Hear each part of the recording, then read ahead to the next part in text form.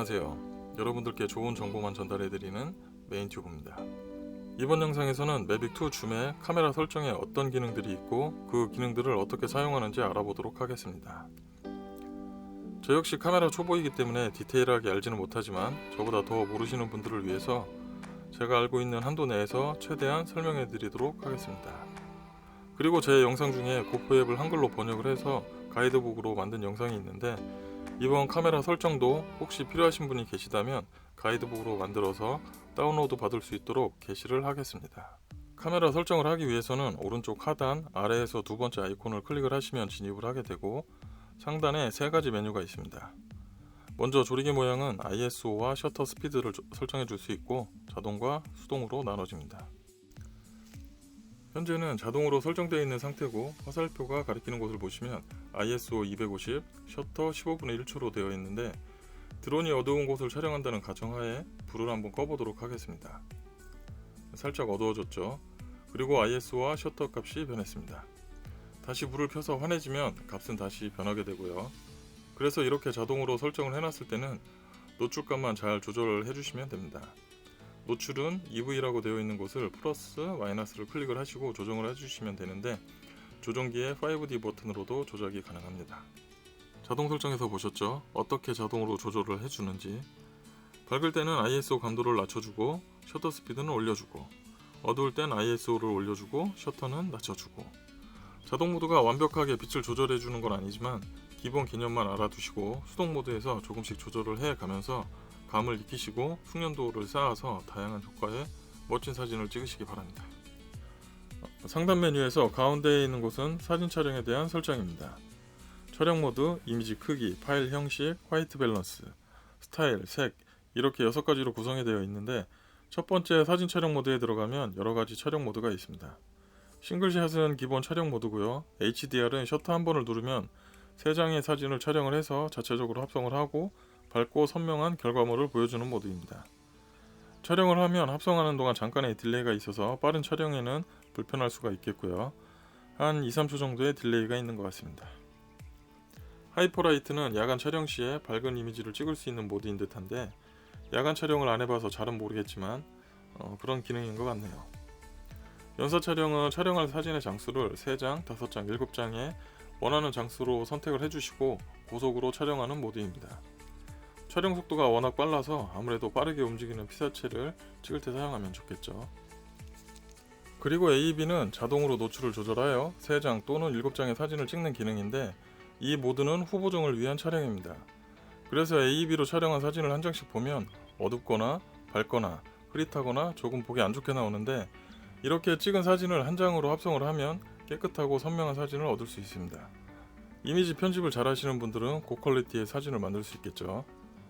타이머 촬영은 2에서 60초까지 지정된 시간을 설정을 하고 설정된 시간이 되면 촬영을 시작을 하는데 한 번의 촬영이 아니라 정지하기 전까지 계속 촬영을 합니다. 정지하기 위해서는 셔터 버튼을 눌러주시면 되고요. 마지막 촬영 모드는 파노라마. 파노라마 촬영을 시작하면 설정된 모드에 따라서 360도 또는 상하 좌우를 자동으로 촬영을 하게 되고요. 사진 장수는 모드에 따라서 3장부터 25장까지 촬영하게 됩니다. 첫 번째는 360도를 촬영하는 스피어로 찍은 건데 지금 이 사진을 그대로 본다면 위치적 오류가 있습니다. 실제 위치와 사진에 찍힌 주변의 위치가 다른데요. 그 이유는 구체를 쫙 편 평면으로 만들어줘서 그런 건데 3차원으로 동그랗게 만들면 구체가 되겠죠. 퀵샷 모드에서 아스테로이드로 촬영을 하면 전방의 모두를 찍어서 이렇게 동그랗게 만들어주는데 파노라마에서는 구체를 평면으로 만들어주네요. 다음은 좌우로 넓게 찍은 180도 사진입니다. 사진과 사진 연결 부위가 티 안 나게 매끄럽죠. 이건 평면으로 넓게 찍은 사진이고요. 이건 수직으로만 찍은 사진이고요. 파노라마의 마지막 모드인 초고해상도 사진입니다. 사진을 못 찍어서 그런가 초고해상도 같지가 않네요. 다음 메뉴는 이미지 비율. 이건 간단하게 화면 비율을 4:3과 16:9로 바꿔주는 거고요. 다음은 파일 형식. 파일 형식은 RAW와 JPG가 있는데 이 둘의 차이는 후보정을 하냐 안 하냐, 용량이 크냐 작으냐 이렇게 간단하게 생각하시면 되겠고요. RAW는 원본 파일이라 용량이 크고 후보정을 하실 때 사용하시면 될 것 같고요. JPG는 압축된 파일이라 용량이 작고 후보정을 안 하실 거라면 그냥 JPG로 찍는 게 좋을 듯 합니다. 다음은 화이트 밸런스. 날씨와 조명에 따라 색의 온도를 맞춰주는 건데, 실내에서 비행을 하면서 촬영을 할 일은 없을 듯 하니 흐린 날과 맑은 날을 더 많이 사용을 하겠죠. 다른 색의 온도를 맞추고 싶다면 맨 아래쪽에 사용자 정의에서 좌우로 조절을 하면서 색의 온도를 맞춰주시면 되겠습니다. 다음은 스타일. 스타일은 표준, 풍경, 부드럽게 세 가지가 있고요. 오른쪽은 선명도와 명암 채도를 숫자로 표현한 수치입니다.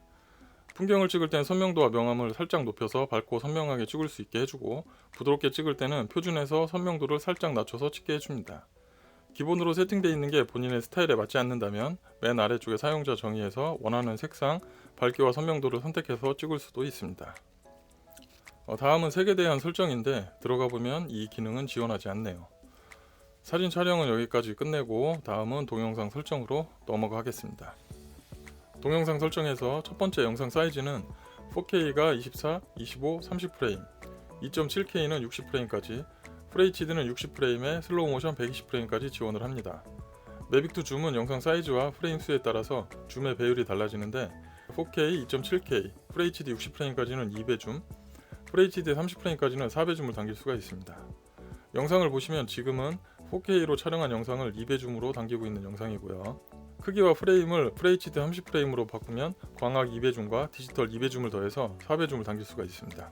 DJI에서는 무손실 4배 줌이라고 얘기를 하는데, 광학 줌에서는 그럴 수 있을지 모르지만 디지털 줌에서 무손실이 될까요? 어쨌든 카메라 성능이 그만큼 좋아진 걸로 이해를 합시다. 4배 줌을 당기니까 확실히 가깝게 보이죠. 다음은 파일 형식인데, MOV와 MP4 두 가지가 있습니다.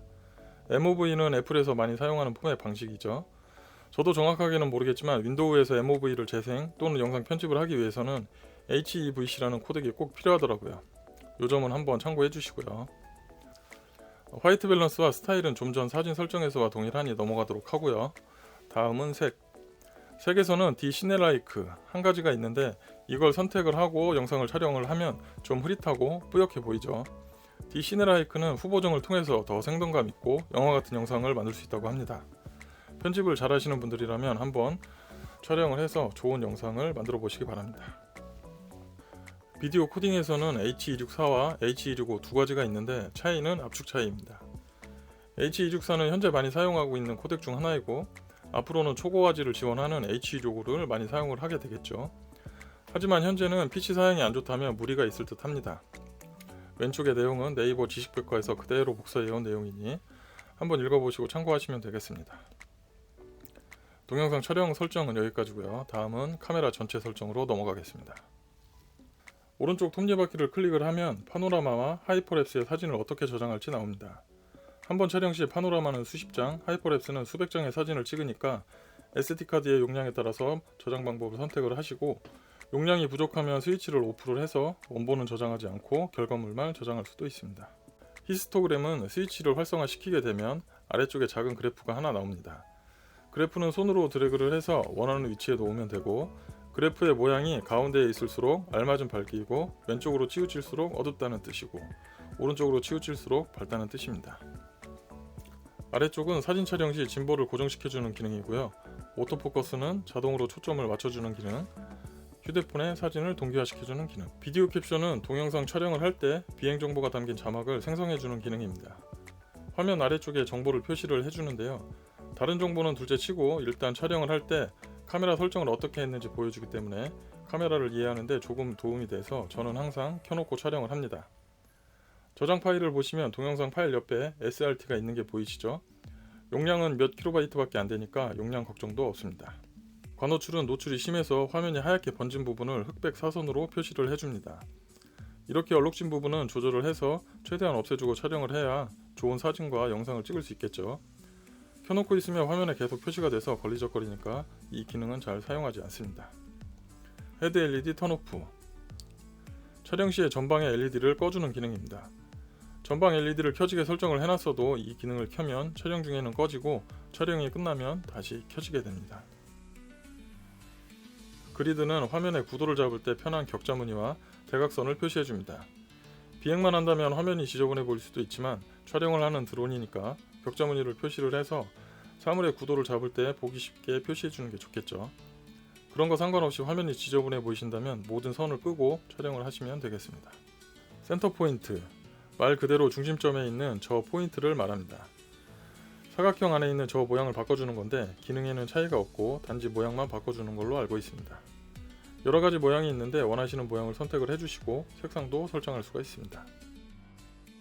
안티플리커는 깜빡임이나 노이즈를 없애주는 기능이고, 피킹 드레스홀드는 초점이 맞는 부분을 분색으로 표시해주는 기능인데 참고할 때만 사용하시는 게 좋겠네요. 파일 인덱스 모드는 파일을 저장을 할 때 리셋을 눌러서 파일명을 1부터 다시 할 건지 아니면 기존 순서에 계속 이어지게 할 건지에 대한 설정입니다. 스토리지 로케이션은 저장 위치를 SD카드나 드론 본체 어느 곳에 저장을 할지 선택하는 기능이고요. 하이퍼랩스 비디오 프레임은 잘 모르겠습니다. 어딜 찾아도 이 기능에 대한 설명은 없네요. 마지막은 카메라 설정 초기화, SD카드와 드론 초기화입니다. 여기까지 카메라 기능을 살펴봤고요. 카메라 설정 기능도 모두 영어로 되어 있어서 안드로이드에서는 보기가 불편했는데, 지난 영상에서 기체 세팅 가이드를 만들었듯이 이거 역시 가이드북으로 만들면 어떨까라는 생각을 한번 해봅니다. 영상을 시청해주셔서 감사드리고 안전비행하시기 바랍니다.